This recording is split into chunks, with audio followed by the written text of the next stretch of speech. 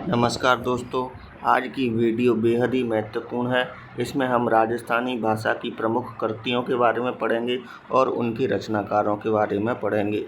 इसमें से 2 प्रश्न आने की पूरी संभावना है।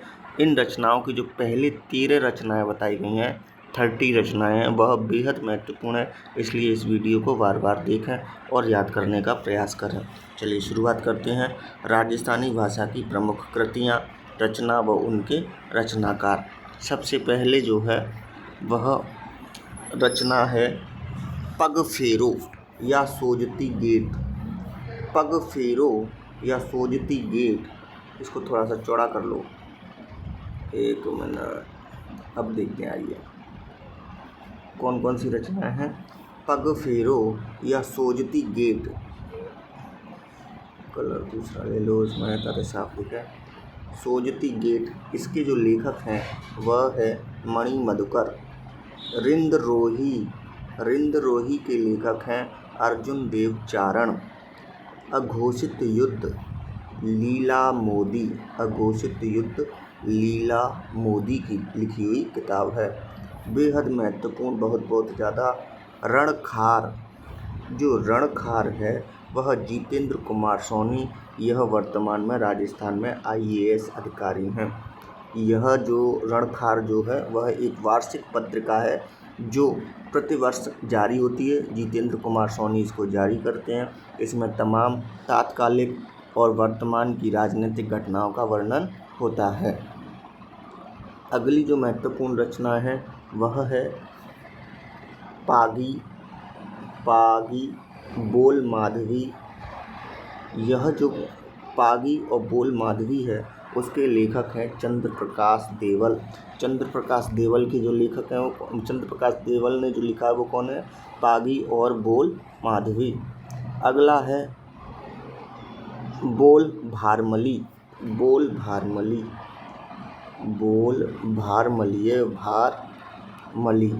ये बोल भारमली के जो लेखक हैं वह है सत्यप्रकाश जोशी। पागी बोल माधवी चंद्र प्रकाश देवल की, बोल भारमली सत्यप्रकाश जोशी की। इसके अलावा मैं हूँ, कौन सी पुस्तक? मैं हूँ। यह अमित शर्मा के द्वारा लिखी गई महत्वपूर्ण राजस्थानी पुस्तक है। हाँ चांद मेरा है, यह हरिराम मीणा के द्वारा लिखी गई है। अवांछित बेटियाँ जय नंदन के द्वारा लिखी गई प्रमुख पुस्तक है। दादा पोता पूर्णाराम के द्वारा लिखी गई पुस्तक है। सेनानी व किरत्या 2 पुस्तक हैं यह। सेनानी व किरत्या यह मेघराज मुकुल के द्वारा लिखी गई पुस्तक है। दारू दूषण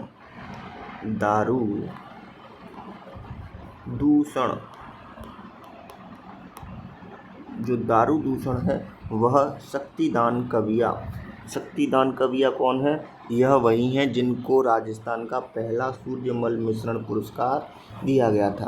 पहला सूर्यमल पुरस्कार प्राप्त करने वाले व्यक्ति का नाम क्या है? शक्ति सिंह कविया। इनके द्वारा कौन सा ग्रंथ लिखा गया है? दारू दूषण लिखा गया है। ठीक है।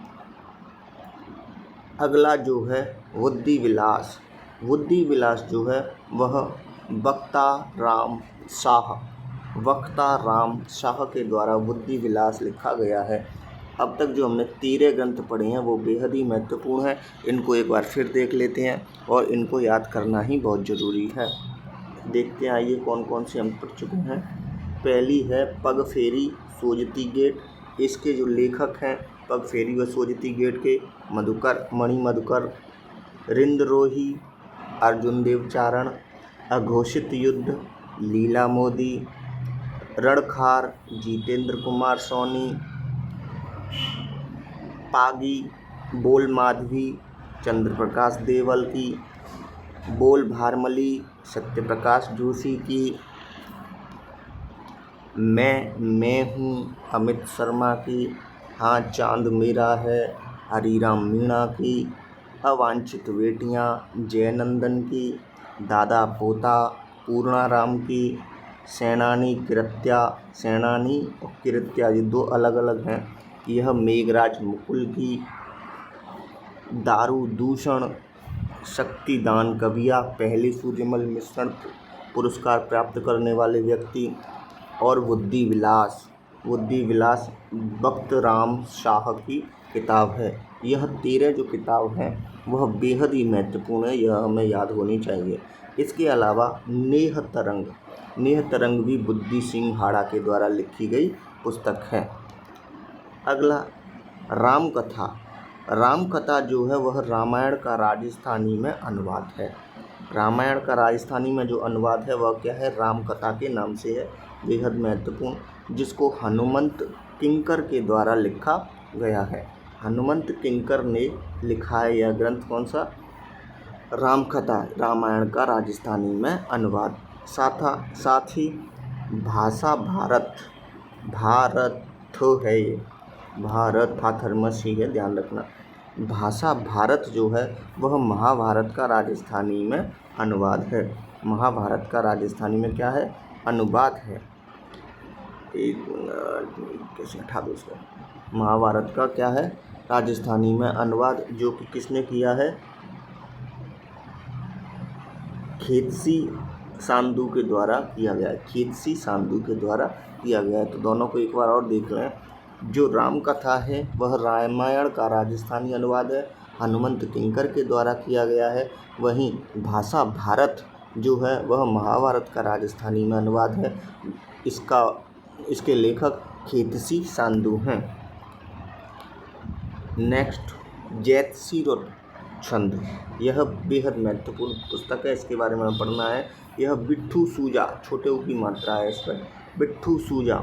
इस ग्रंथ में बीकानेर शासक राव लूणकरण को कलयुग का कर्ण कहा गया है। कलयुग का कर्ण कहा गया है किसको, राव लूणकरण को। कलयुग का कर्ण कौन है, राव लूणकरण को। राजपूताने का कर्ण रायसिंह को कहा जाता है, यह बेहद महत्वपूर्ण बात है। कलयुग का कर्ण तो किसे कहा गया है, बीकानेर के शासक राव लूणकरण को, लेकिन राजपूताने का कर्ण जो है वह रायसिंह को कहा जाता है। रायसिंह कौन थे, यह बीकानेर के शासक थे।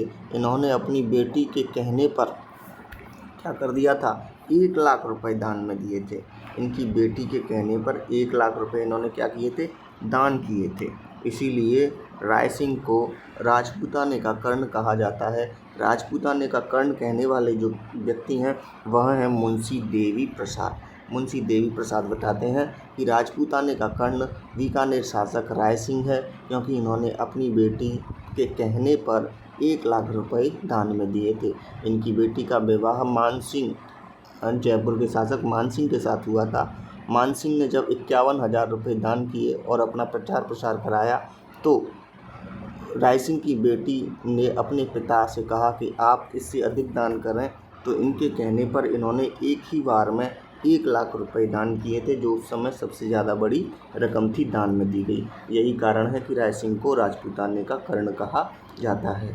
अगला है महाकवि माघ। क्या नाम है, माघ। यह भीनमाल जालौर के रहने वाले थे। इनकी रचना शिशुपाल वध थी, जो संस्कृत भाषा में लिखी है, लेकिन हम फिर भी पढ़ रहे हैं क्योंकि यह महत्वपूर्ण है। महाकवि माघ को राजस्थानी का वाल्मीकि भी कहा जाता है। राजस्थान का वाल्मीकि किसको कहते हैं, महाकवि माघ को कहा जाता है। कलयुग का वाल्मीकि जबकि हरि सिंह सांखला को कहा गया है। कलयुग का वाल्मीकि हरि सिंह सांखला और राजस्थान का वाल्मीकि महाकवि माघ को कहा गया है। कुछ और पुस्तकों में हमें याद रखना है, अरे इसको ऊपर करना, बातों में भूगोल, हरीश मदानी। यह लेखक कौन है, हरीश मदानी। ढोल मरवण और रामू चणारा, जरूरी नहीं है इनको याद करना, भले ही छोड़ दो, लेकिन इसको याद करना है। डोला मारूरा दोहा, यह कवि कल्लोल के द्वारा लिखी गई रचना है, कवि कल्लोल के द्वारा। दरिंदे बेहद महत्वपूर्ण, हमीदुल्लाह के द्वारा लिखी गई पुस्तक है। डोला मारू कवि कल्लोल के द्वारा और दरिंदे हमीदुल्लाह के द्वारा लिखी गई रचनाएं हैं। अब बात करते हैं हम राजस्थानी साहित्य का वर्गीकरण। राजस्थानी साहित्य का वर्गीकरण कैसे किया गया है, इसके बारे में जानते हैं हम। राजस्थानी साहित्य 3 भागों में बटा हुआ है। प्राचीन साहित्य, मध्यकालीन साहित्य और आधुनिक साहित्य। प्राचीन साहित्य का कालखंड 1050 से 1450 से 1450 के बीच में माना जाता है। इसे वीर गाथा काल कहते हैं। प्राचीन काल को क्या बोलते हैं? वीर गाथा काल, क्योंकि इसमें वीरता की कहानियाँ लिखी गई थी।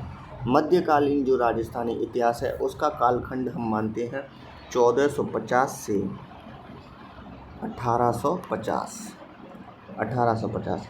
मध्यकालीन दो भागों में बटा हुआ है, पूर्व मध्यकाल और उत्तर मध्यकाल। पूर्व मध्यकाल में जो हमें रचनाएं मिलती हैं वह 1450 से लेकर 1650 तक की मिलती हैं।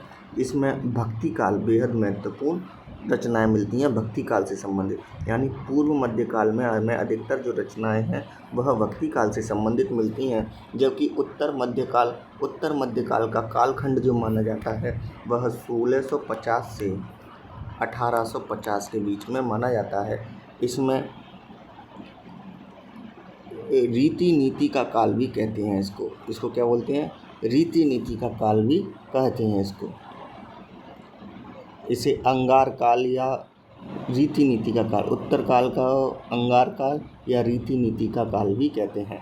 आधुनिक राजस्थानी साहित्य का जो डिवाइडेशन है वह 1850 से लेकर वर्तमान तक है।